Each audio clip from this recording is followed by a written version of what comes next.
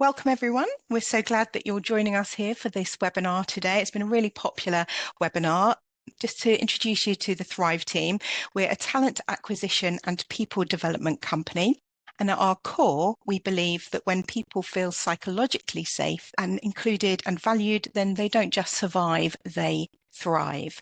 And through our expert search and selection, coaching and training, we help individuals and organisations build resilience, foster connections and thrive both personally and professionally. Over the coming sessions and these webinars, we'll be sharing practical tools, spark conversations and explore strategies to help you and your teams flourish. I'm Ali Grady. I'm co-founder and director of coaching and training of the Thrive team. Prior to setting up the Thrive team, which I did with my business partner and husband Martin, I've held senior HR positions in companies like the NHS and BBC. I'm an accredited coach and MHFA instructor. I'm delighted to be joined by Tamzin Hall, one of our experienced associate trainers and coaches. So Tamzin, over to you. Thank you. Thank you so much, Ali. I am super excited to be here today. I've packed as much as I can into the hour that we have together. As Ali said, please do pop any questions that you have in the chat and we will do our absolute best to get through as many as we can. I've set a really good amount of time for the end of today to answer those questions. So I am a neurodiversity consultant, coach and trainer. I'm also a workplace needs assessor. I'm a coach and I am a suicide first aider as well. So I'm going to be talking to you today all about simplifying neurodiversity, because I hear so often people say to me, I don't know how to have the conversation, so I'm not going to have the conversation. Or neurodiversity just feels really complex and really in depth. And so I'm just going to put it in a drawer and maybe not think about it and maybe not talk about it. I feel like the more that we can have conversations, the more that we are comfortable to have those conversations and the more that we can bring awareness to what's going on for people in our world, that's when we start to change and when we start to really create a society that is fully neuro-inclusive. Well, and actually probably, Tamzin, what I forgot to say, we had quite a few questions submitted when people registered, and we're going to do our best to get through as many of those as we can. Either it'll be part of the presentation or we'll have some time at the end for that. And intentionally, I haven't really looked at those questions because I much prefer, I know the topic and I'm actually really lucky enough to know some amazing professors and doctors in the field of neurodiversity. So if I don't know the answer, I'm going to take it away and I'll come back to whoever's asked the question. But I much prefer asking the questions in real time. So I will answer them as we go. Okay, so let's begin. For a moment, I would just like you all to think about a cactus for me. When a cactus is in its natural environment, it has absolutely everything it needs to truly thrive. It has the hot air, it has the sunshine, it has the heat, it has the dry air. It's thriving, it's growing, it's developing, it is really just living its best life. And if I take the cactus and I put the cactus in my back garden in Bognor Regis, which for the majority of the year is cold, it's windy, it's wet, it's damp, it's gloomy, my cactus is just going to be in survival mode. It's going to be going through the motions to get through each day. It's probably going to be depressed. It's probably going to be anxious. And it's really going to be unhappy. But as soon as I know what my cactus needs, as soon as I know that it needs that heat and that dry air and that sunshine, I can take my cactus and I can put it into the greenhouse and I can give it all of those things. So once again, it'll be thriving. And I truly believe that neurodivergent individuals are exactly the same. If we are not in our natural environment and if we are in somewhere that just makes us feel so uncomfortable and is difficult and is hard and is just so unnatural to us, we're just going to be going through those emotions and we're just going to be in survival mode. But of course, we want everybody in our worlds to be truly thriving. So it's not the individual, it's the environment. So kind of keep that in mind as we navigate through the session that we have together today, and also as you navigate through the coming days, weeks, months and years. If we can get the environment right, we as neurodivergent individuals, we will truly be able to thrive. And I'm neurodivergent myself. My background's in L&D, in leadership, in neurodiversity and psychology. I'm diagnosed dyslexic and I'm self-diagnosed ADHD and dyspraxic. And the to diagnosed to not diagnosed conversation is one that is for another time. It's not for right now. But intentionally, I don't need medication, which is why I haven't gone down the diagnosis. You do not have to have a diagnosis to be entitled to support. You don't have to have a diagnosis. Self-diagnosis is absolutely fine. So we've got a Zoom poll for you. I said this is interactive, and really I want to gauge from you all kind of where the Zoom polls today to kind of, have you lost me, Ali? You do keep breaking up, Tamzin. So yeah, Okay. yeah, you do. So we may need to revert to our plan of shall I share the slides? Let me launch this. Let me launch this this poll whilst people can be doing that. So we've got our first poll for you for today, which is really about us getting a feel of how confident you feel about understanding neurodiversity in the workplace. How you poll is completely confidential. We don't see who's polling what. So please do feel free to be as honest as you're able. Polls are coming in quickly. Okay, so just give it another second or two. So I've stopped sharing, Ali, if you want to take over. I think we're probably almost at the end of the poll. That's like most people have chosen. So I'm just going to end the poll and share the results with you. Majority of people, 42%, somewhat confident, 31% not so sure, 23% not very confident, and 4% not confident at all. So thank you for that. And Tamzin, is that something, is that a sort of typical poll response that you might expect on a session like this, would you say? Yes, and I say yes. To be honest, it totally varies who's in the rooms. It's very unusual that I get a very confident. Actually, it's quite unusual sometimes that I get somewhat confident. It's interesting. Thank you so much for sharing. And what this also tells me is that, thank you, we have we've got some good knowledge in the room, and if you want to share anything, please do share in the chat as well as I'm talking, because whilst I know a lot in this field, I don't know absolutely everything there is to know. So please do share, and please do talk amongst yourselves as well as we go through the days.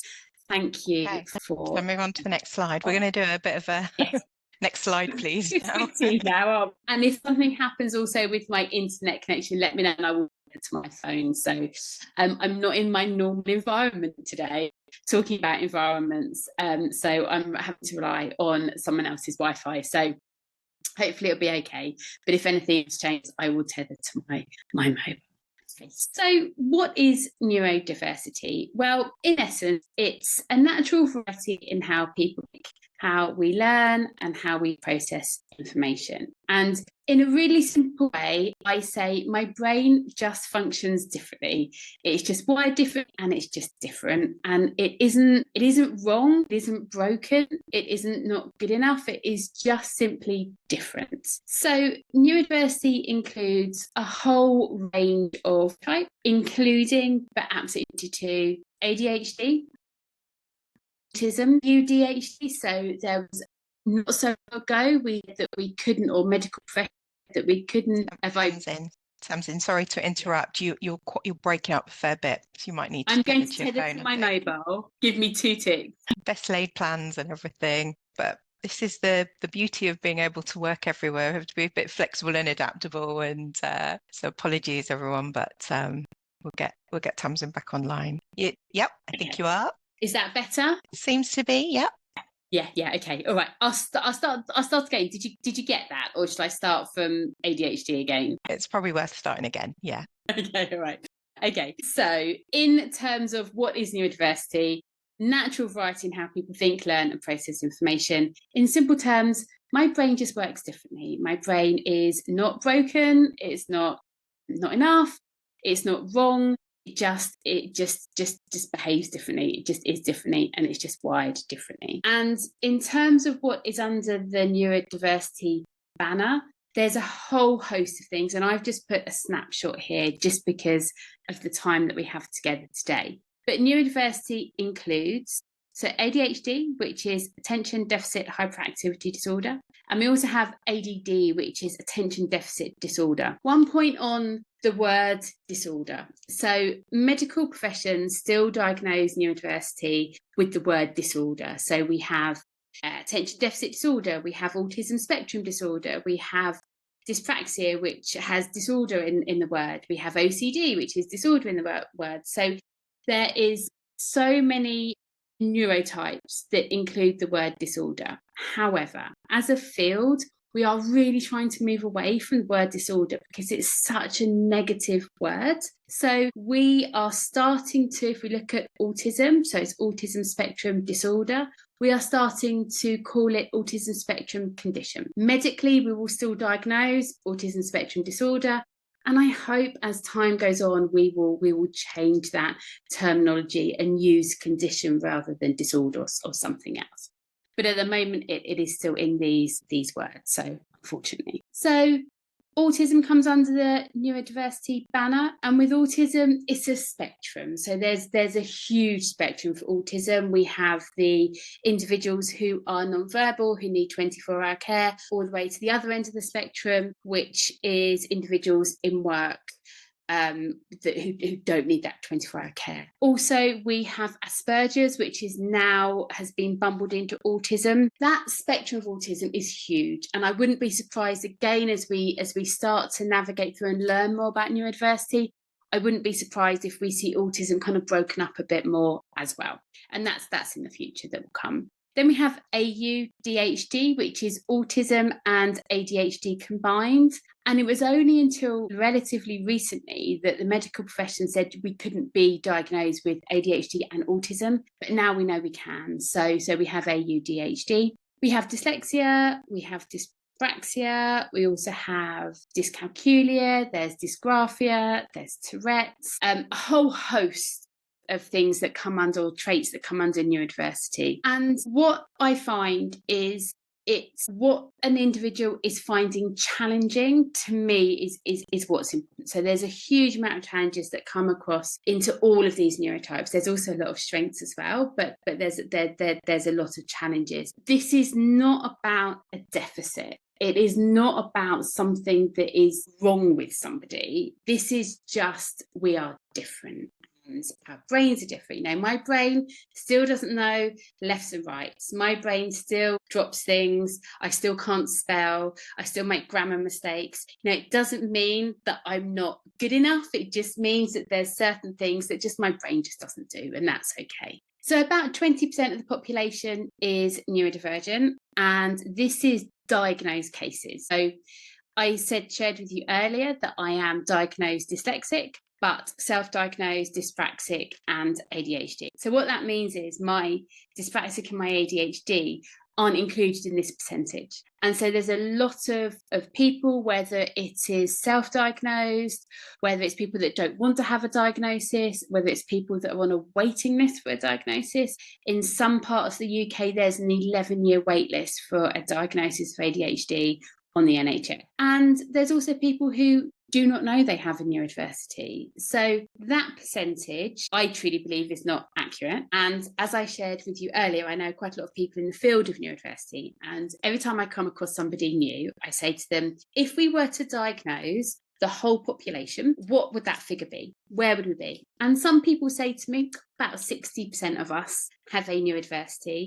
And some people truly believe that 100% of us have a neurodiversity, that all of our brains are different, that we are diverse, that we are unique, and that there is no neurotypical. And take from that what you want. I suppose from my perspective, what that means is the neurodivergent of us are the majority. So we're being expected to fit into a neurotypical society, and in some cases, not in all, a neurotypical workplace. But what is neurotypical when the majority of us are neurodivergent? So thank you for being here. Thank you for helping to understand neurodiversity a bit more.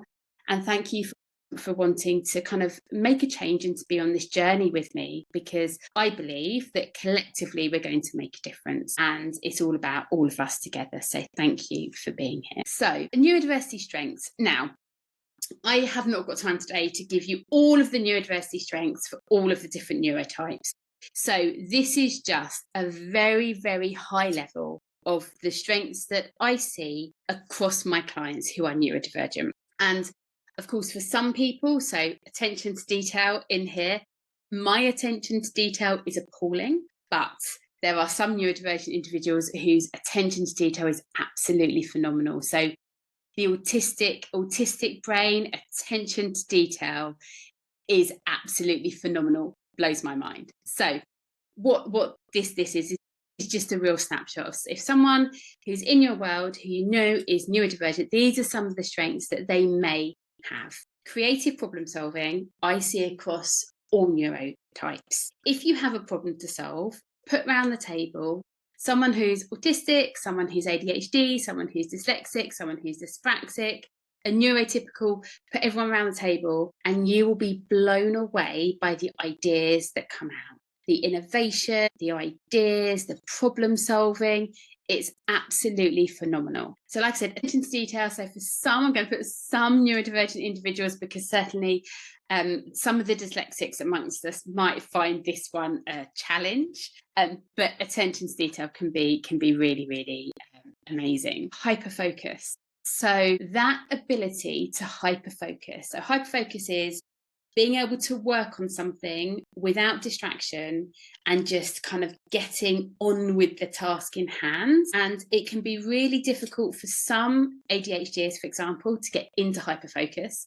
Sometimes we don't know what gets us into hyperfocus, but once we're in hyperfocus, leave us alone, make sure we're fed, watered, we've been to the toilet, and I promise you we're okay, because our output that we can do while we're in hyperfocus will blow your mind. It's absolutely phenomenal. What will happen after someone has been in hyperfocus is the next couple of days their energy may be lower, and they may just need to be a bit kinder to themselves. But that hyper focus, when we're in it, the output's great. And resilience and adaptability. I because of my positive psychology background, staying on strengths is something that, you know, I'm really passionate about. So resilience and adaptability, hugely resilient, hugely adaptable across all neurotypes. Honesty and integrity, especially for the autistic individuals, very honest, very integral, and also big picture thinking as well. So that ability to kind of see the big picture. Thank you. So challenges, sensory sensitivities. So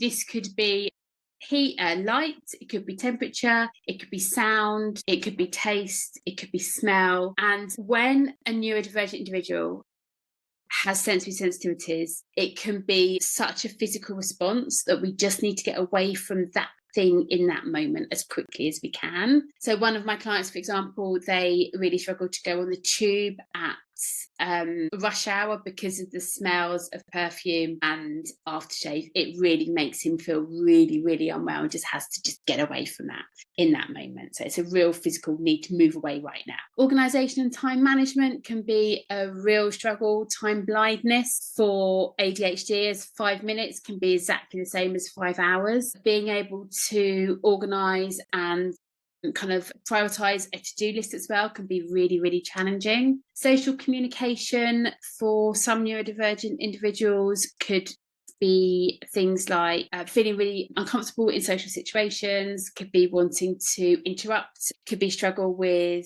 facial expressions or not being able to make eye contact, kind of things like that, that real social side.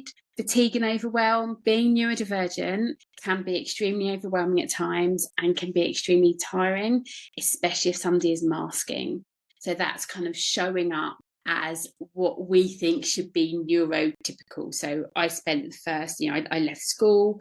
I'm very open about it. I was asked to leave school just before my A-levels, and I went into the workplace, and I showed up in the workplace as high IQ Tamzin, not dyslexic Tamzin. I've been diagnosed with dyslexia at 15, also with high IQ. So I went into the workplace as high IQ Tamzin, and I masked for years. And I promise you, it is absolutely exhausting. It's absolutely draining. Also, for some neurodivergent individuals, unexpected change can be a real challenge, and also managing focus and attention as well can be really, really difficult for us. I know that if you're talking to me and I see a dog, you've lost my attention for a couple of seconds, I will come back to you, but my focus always is stolen by a dog. So even though I really want to be here and focused, you will lose me. It's unintentional, but yeah, that's a real challenge. So why does neuro inclusion matter? Why is it important that you are here today with us? So neurodiverse teams are up to 6 times more likely to be innovative. We can solve problems up to 2 times faster than our neurotypical peers. We have unique strengths, which include creative thinking, attention to detail, pattern recognition, persistence, and also analytical skills. And companies that actively hire and support neurodivergent talent can see an up to a 30% increase in productivity. So there's a huge amount of benefits and a huge number of reasons why we need to get neuro inclusion right. And that doesn't include the legal obligation that employers have as well.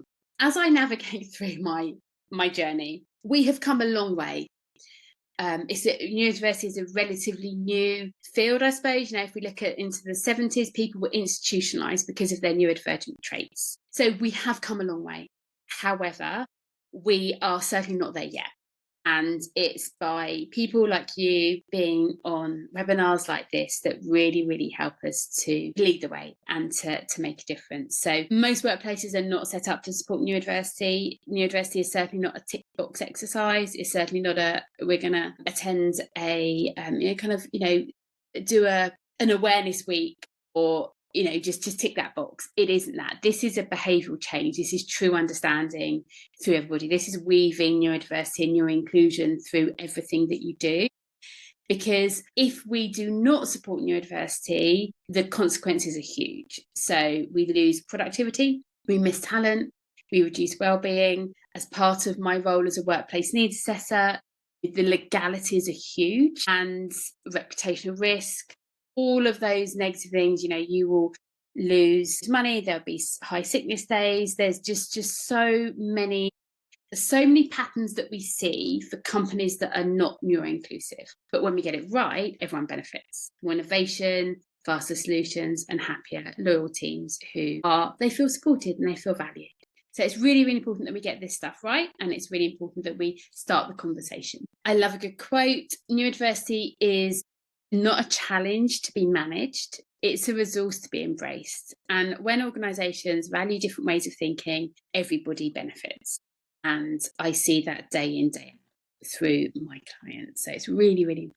So these are some of the realities of neurodiversity at work. And as I said to you, we still have a long way to go. Over 50% of neurodivergent employees have taken time off due to lack of support. Only 30% of organisations have a neuro-inclusion strategy. Nearly a third of neurodiverse employees are dissatisfied with the support that they receive. 1 in 5 of us have experienced harassment or discrimination at work. And 76% of employees with disclosed disabilities, including neurodivergence, do not receive any tailored support at work. So there's, they're quite shocking stats there. And I'd love to know your thoughts. If you want to put them in the chat, your thoughts on those. Do you see anything different in your workplace? Have you seen anything different? Or do you see this kind of thing happening? So we do absolutely have a long way to go. And it's really important because, the research says 1 in 5 of us have a neurodiversity. So, and we know it's more, but if we stick with 1 in 5 of us, that means that if you have a team of 25 people have a neurodiversity. So, Sorry, Tamzin, I'm just going to say about that.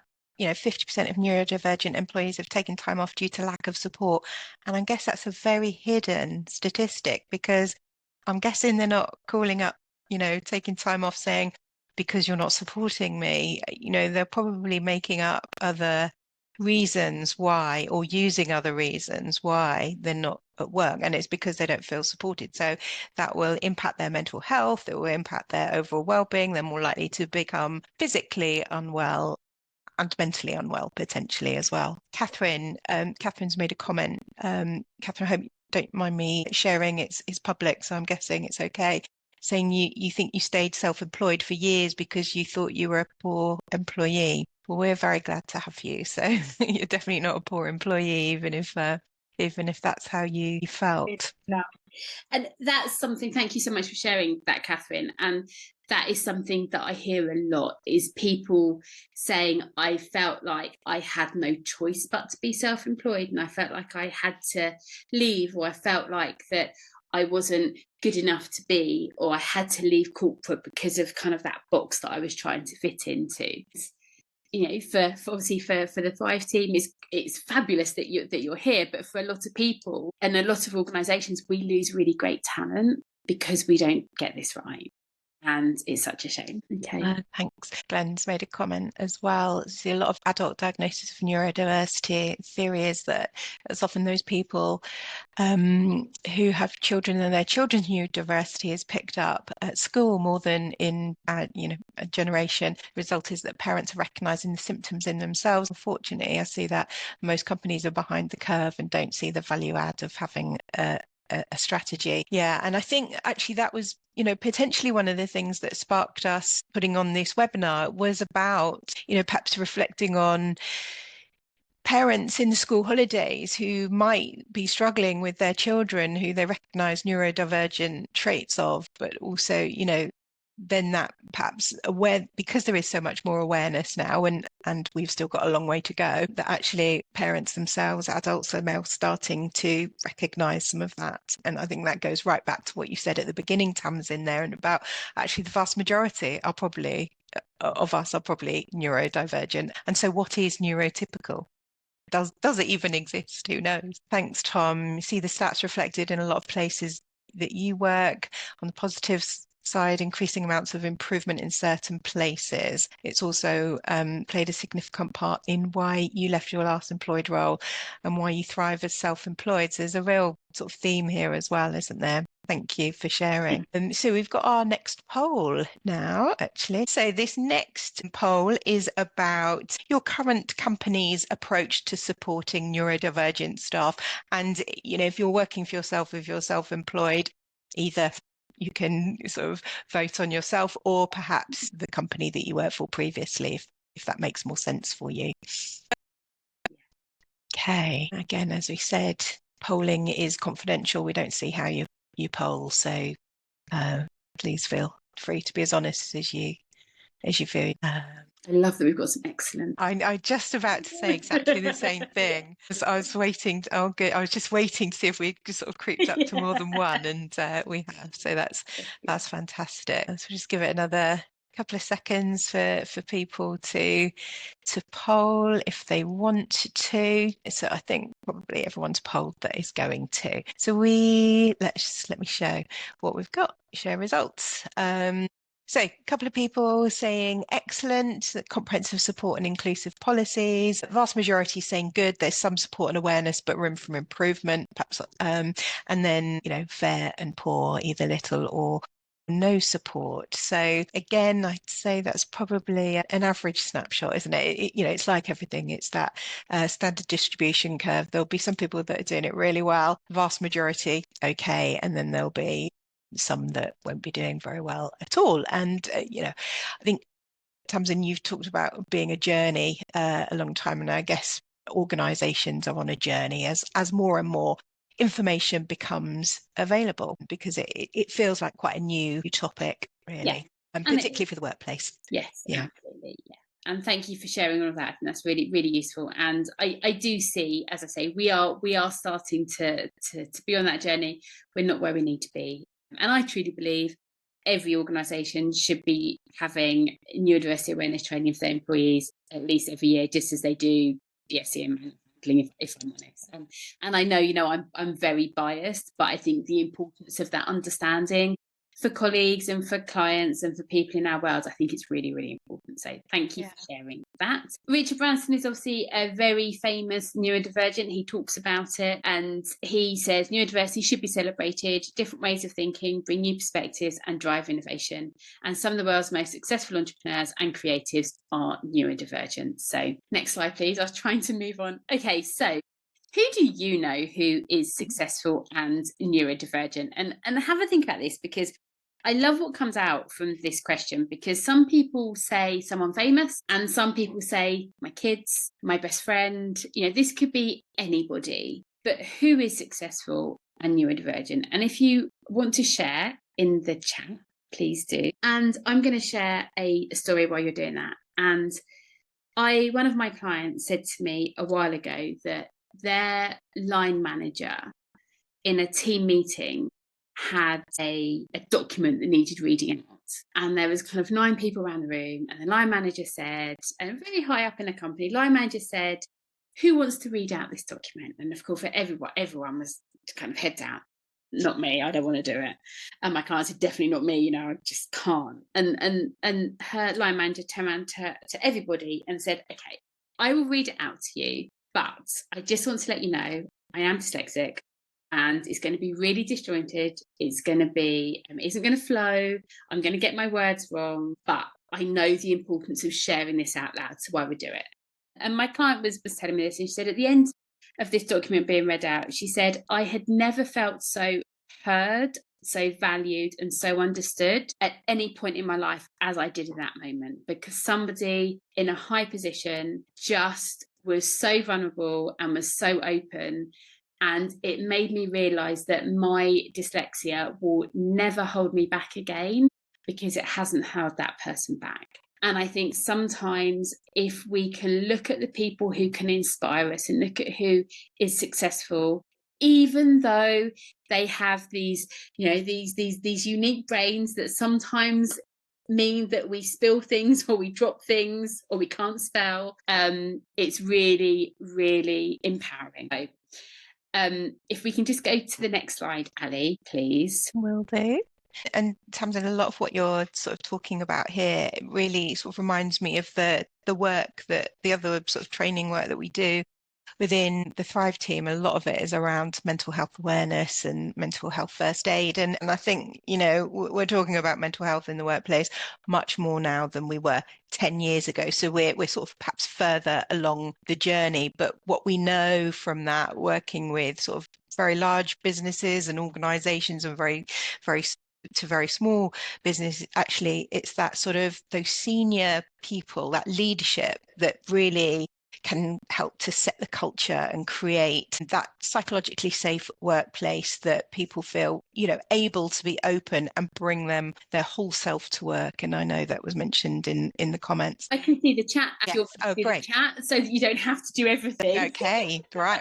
I'll leave you with the chat then. Yeah. I suddenly thought, I think I can do this. So we've got Tom, my brother, always comes to mind. He was dismissed often at school with dyslexia, but has become the most successful in so many meanings of the word to out of our family. Yeah, hugely proud of him. Oh, I love that. There was some research that says that when a child leaves school, they will have heard 20,000 more negative comments towards them than their neurotypical peers. So I hear that a lot around kind of that experience that we have at school. So super pleased that and I love that you're proud of him. That's amazing. And then Natalie, my son, he's a website developer. When he relocated to Liverpool, his employer fought to keep him, give him a pay increase, kicked out his office, and pay all related expenses for him to come back to Bognor. I love that. And doesn't that just show just how valued, an employer who values and supports and does everything they can to make sure that environment is right. I love that. I love that. Fabulous. Thank you. And we are starting to see, we've got another one. My son, he is an ecologist. Ecologist, I hope I've said that right. He's 27, diagnosed Asperger's as 9. Yeah, loves what he does. Yeah, I love that. And we can see so much, can't we, from our kids, so successful and so amazing what they achieve. So that's amazing. Thank you. And we are starting to see more famous people talking about their neurodivergence. We had the lady footballer who was in the World Cup team. She's talked about her ADHD and how that has contributed to her being so successful. So we're certainly hearing more and more. So, I'm conscious of time, so just have a think about this question. What thoughts or feelings come up for you as we think about neurodivergent people who are successful? But I'll leave you with that. So if we can just move on, Ali, that'd be fab. Thank you. Okay.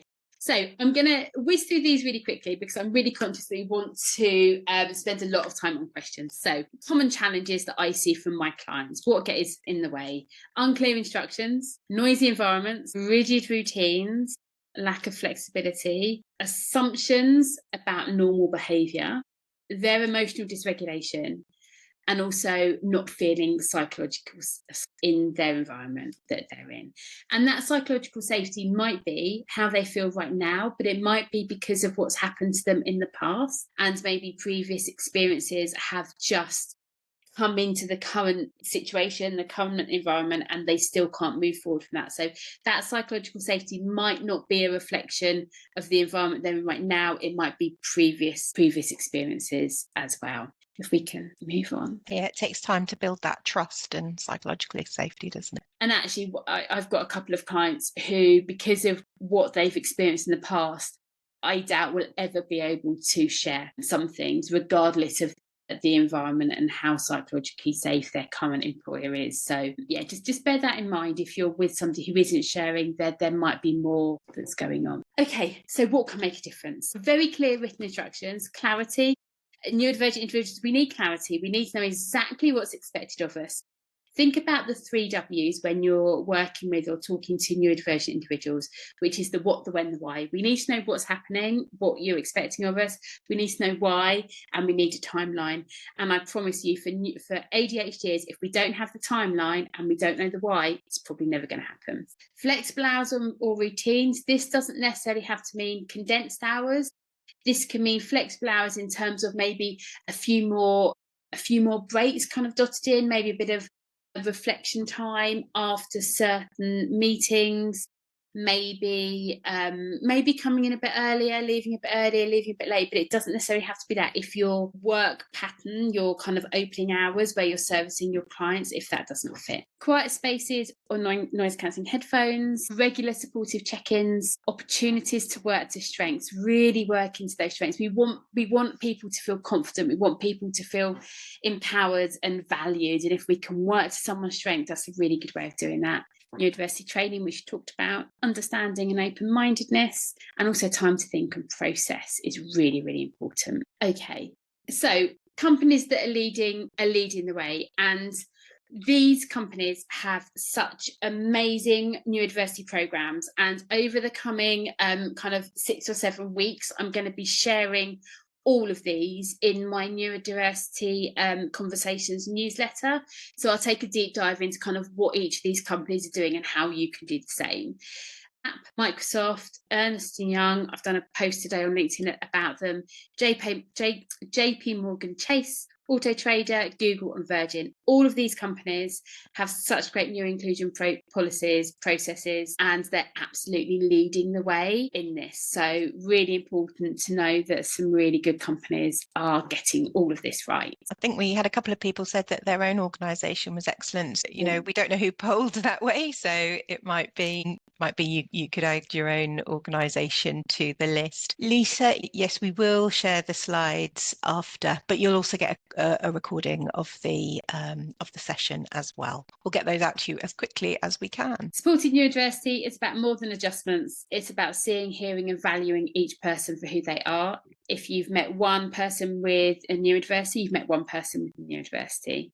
We're all so different. And so this is not a one size fits all. If we can truly understand the individual, truly understand what's going on for them and support them, sometimes they might not know themselves. So I hear so often a leader saying, Flossie's come to me and they've had a diagnosis and I've said to them, what support do you need? And Flossie's turned around and said, I don't know. And manager's gone, well, I don't know either. And then the conversation stopped. So it's about then taking that to the next level and really helping and supporting when somebody maybe doesn't know what they need themselves. But yeah, if we can see, hear and value everybody, then we're going to get this right. So next slide, please. So we've got our final poll, which I'm going to just launch, and that's about the barriers that you see to neuro inclusion in your workplace.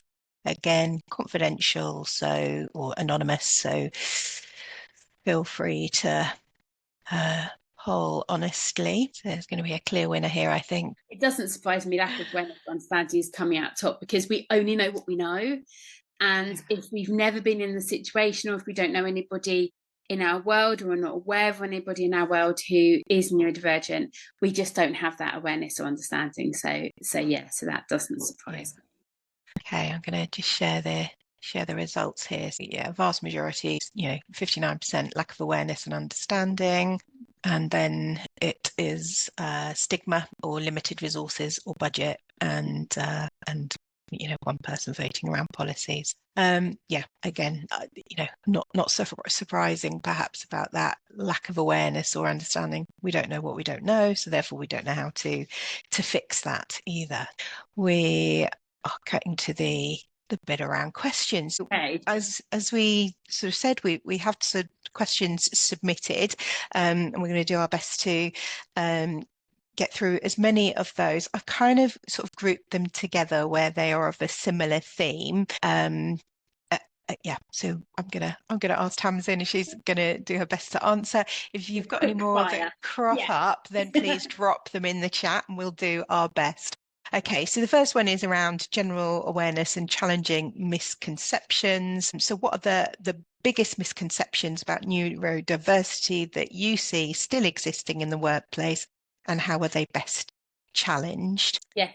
I'm going to just answer with two, because these are the ones that come up a lot. First is someone I manage may be thinking that a neurodivergent individual is doing this on purpose, that is intentional. And it isn't intentional. It absolutely is not intentional. We are not turning up late intentionally. We're not kind of, missing deadlines intentionally. I don't drop water everywhere intentionally. I don't misspell things intentionally. It's just I either don't notice, or it's just just something, just who I am.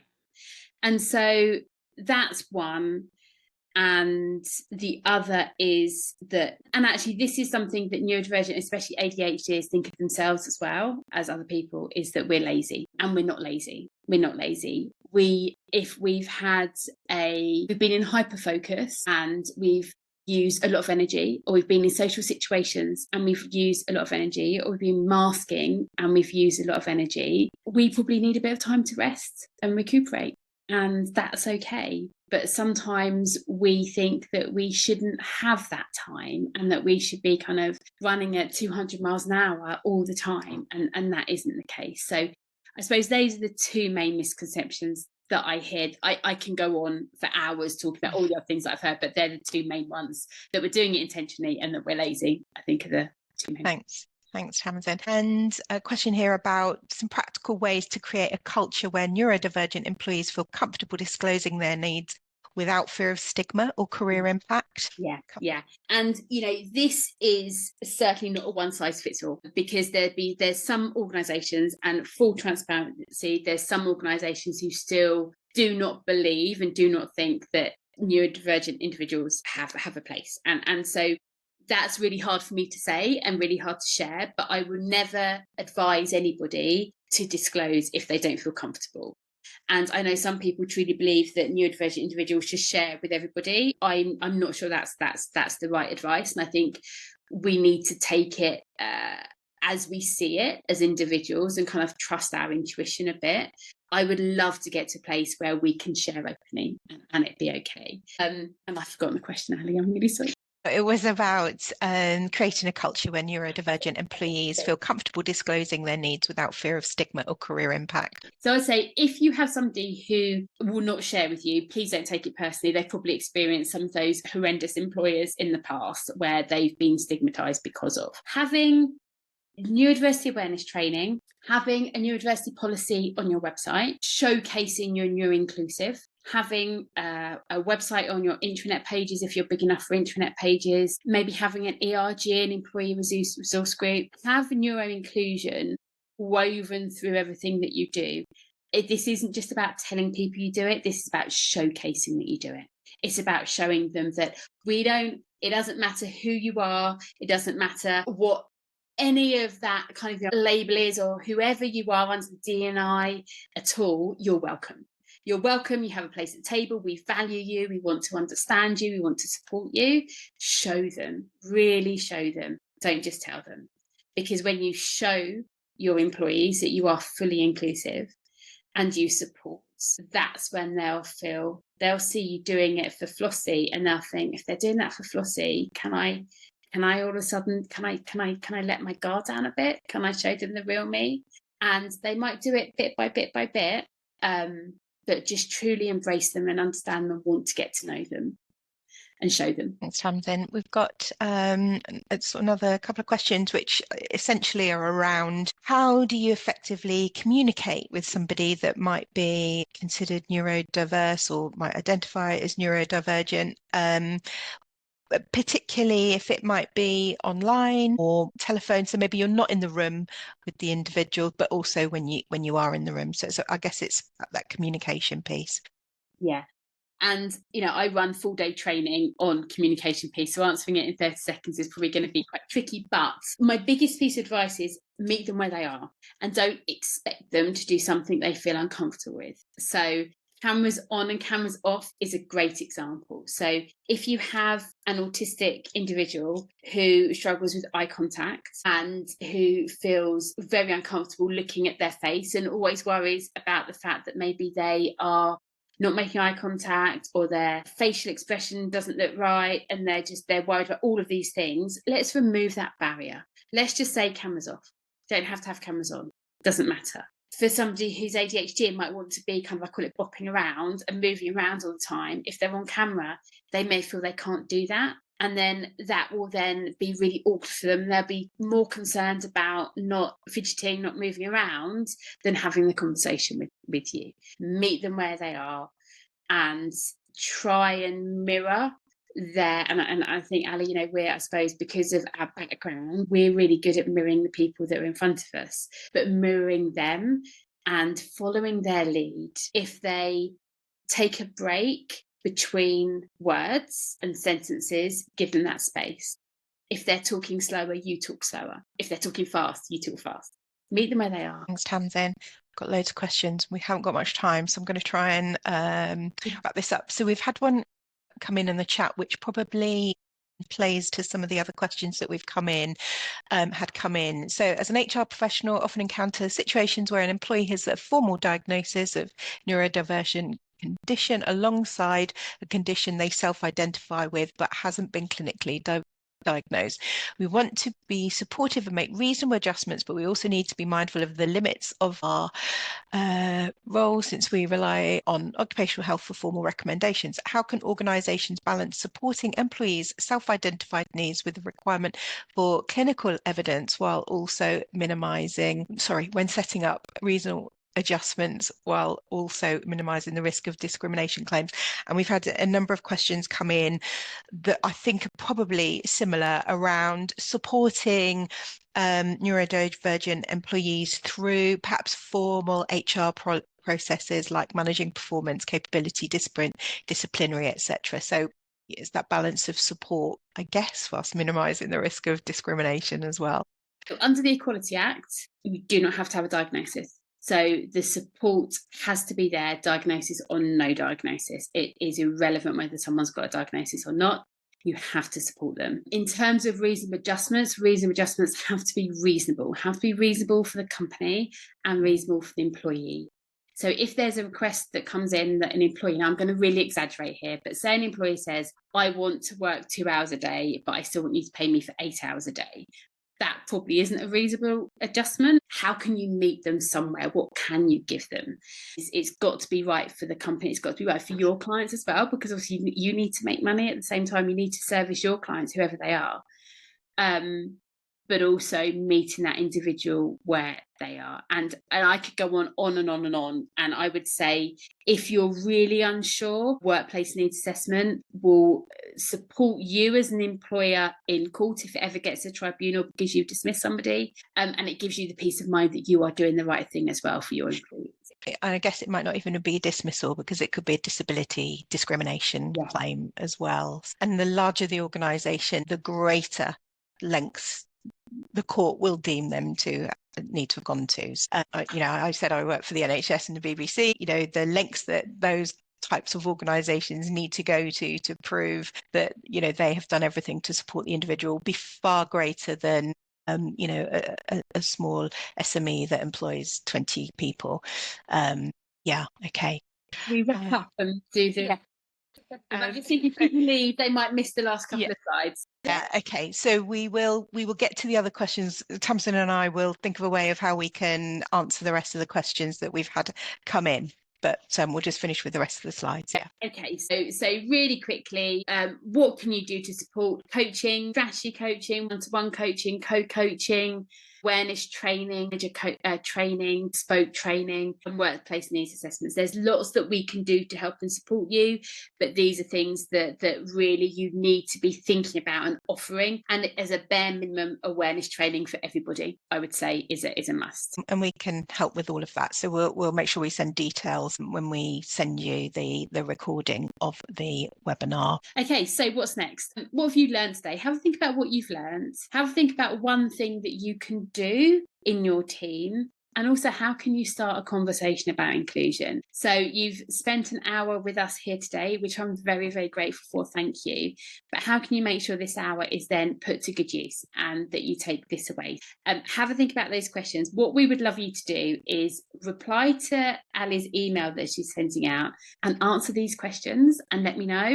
I'd love to know what you're going to try and how you can start a conversation about inclusion.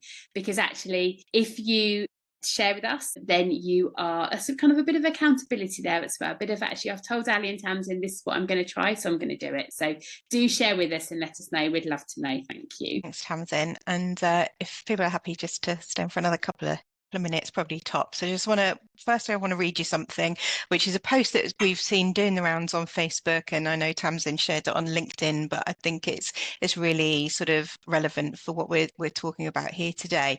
So we can't cite whoever created this post, but whoever it is, thank you. So why are so many kids autistic now? Must be the vaccines or the tablets or Cocoa Melon or whatever TikTok told you to panic about today.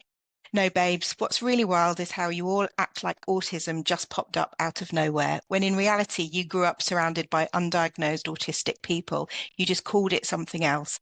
Your cousin wasn't lazy, he just couldn't function without routine. Your uncle didn't give you the creeps, he struggled with social cues. Your grandpa with the strict breakfast routine and same chair every morning, that was sensory comfort and hyperfixation. That classmate who was brilliant but never spoke, the sibling who has meltdowns over scratchy clothes or loud sounds, the kid who knew more about dinosaurs or trains than the teacher, the adult who wears the exact same outfit every single day because it feels right. You didn't miss autism, you mislabeled it. Autism isn't new, but diagnosis is, awareness is, acceptance is. So yes, go ahead and keep blaming screen time or Tylenol if it makes you feel better, while entire generations of folks were dismissed as weird, bad, or slow. It's not a rise in autism, it's a rise in people finally being seen for who they really are. So I thought that's really relevant. Anyway, just to finish off, everyone, to say thank you for joining us today. We hope you found the session valuable and insightful. If you'd like to continue the conversation, explore resources, or get involved with upcoming events, then please connect with us on LinkedIn. You can find us on Facebook and Instagram, or you can visit our website, www.thethriveteam.co.uk. We'll be sending out a copy of the recording within the next 48 hours or so.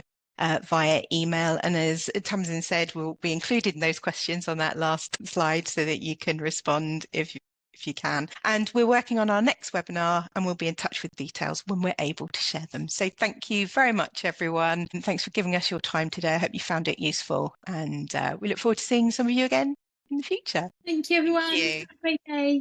Thank you.